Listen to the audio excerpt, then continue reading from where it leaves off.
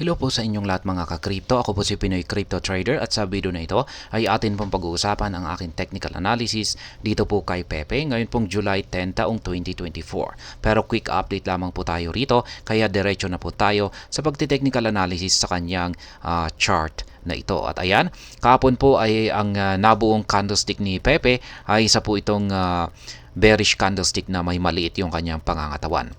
Yan, sapagkat nitong nakalipas po kasi na July 7 ay nagkaroon siya ng breakout dito sa lower portion ng ating triangle pattern dito.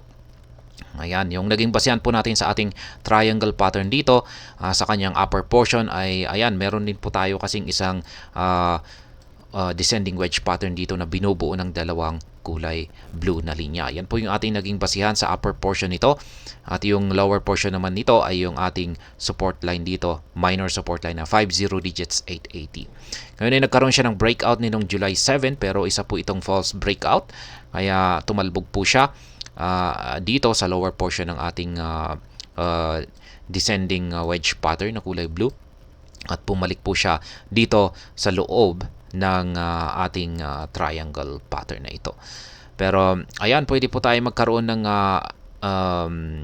ayan po pala. Isa po itong false breakout at ngayon ay bumalik po siya sa loob. At ayan po, nananatili pa rin po na active yung ating triangle pattern dito na kung sakaling mababasag po niya kung sakaling sa pagkakataon na ito ay mababasag po niya yung minor support line natin dito ay ayan, dito na po siya magpapatuloy sa kanyang pagbagsak. Kaya ayan, pero kung hindi po niya kayang basagin yung lower portion ng ating triangle pattern na ito, ay sa tingin ko ay magpapatuloy po ito. Patuloy po ito sa pagko-consolidate dito sa loob ng ating triangle pattern na ito. Kaya ayan, lagyan po natin ng ayan, gamitin natin yung brush. Kaya ayan, kung hindi pa siya handang basagin yung lower portion ng ating triangle pattern na ito, ay ayan po yung aking nakikita na magiging galaw ni Pepe sa mga paparating na araw. Magko-consolidate lamang po siya rito sa loob. Patuloy na magko-consolidate po siya rito sa loob ng ating triangle pattern na ito. Pero kung nakaranas po siya ng pagbagsak or nagawa po niyang basagin yung lower portion ng ating triangle pattern dito, ay dito na po siya makakaranas ng pagbagsak. Ayan, babagsak po siya dito. Pwedeng dito po siya sa dulo mas maganda kung pag dito po siya sa dulo makakaranas ng breakout. Ayan. At base po sa mga indicators natin dito ay napaka-bearish po yung ating Hallswitch indicator at saka ayan, yung ating QQE mode indicator. Ang laki po wala pong pagbabago sa sukat ng ating Hallswitch indicator dito na nagsasabing napaka tindi pa rin, na nananatiling napakatindi pa rin yung bearish momentum or kalagayan ni Pepe. Kaya yan na rin po yung isa kong naging basihan kung bakit ko nasabi na dito makakaranas ng breakout itong si Pepe sa mga paparating na araw. Yan yung lower portion ng ating triangle pattern na ito. At pagdating naman po sa ating QQE mode indicator, ayan, kulay red yung mga kulay ng mga ito.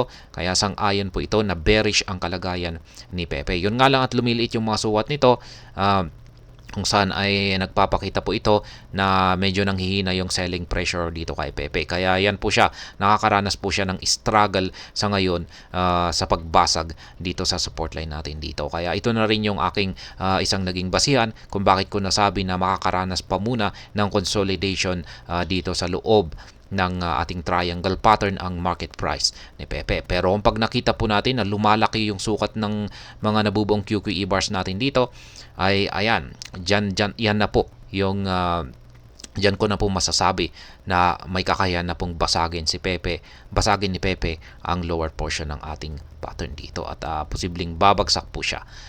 Ayan.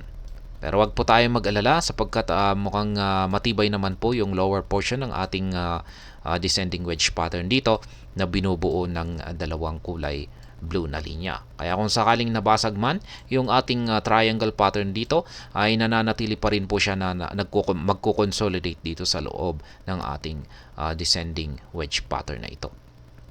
Yan po yung aking nananatiling analysis dito kay Pepe.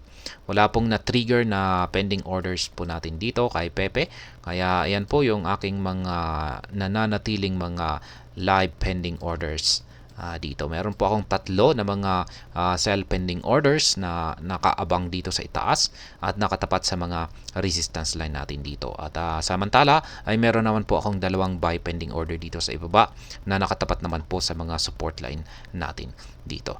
At ayan, malaya po kayong gayahin or kopyahin yung aking simpleng paraan sa pagtitrade dito kay Pepe. Para sabay-sabay po tayong nakakapag-take profit kapag umaangat ang market price ni Pepe at sabay-sabay naman po tayong nakakabili sa pagbagsak ng market price ni Pepe. Sa mga bago lamang po dito ay check na lamang po ninyo ang description ng video na ito para malaman kung anong platform at mga indicators ang ginagamit ko dito. At hanggang dito na lamang po tayo sa video na ito mga ka-crypto. Marami pong salamat sa panonood. Ingat po tayo lagi at God bless po sa ating lahat.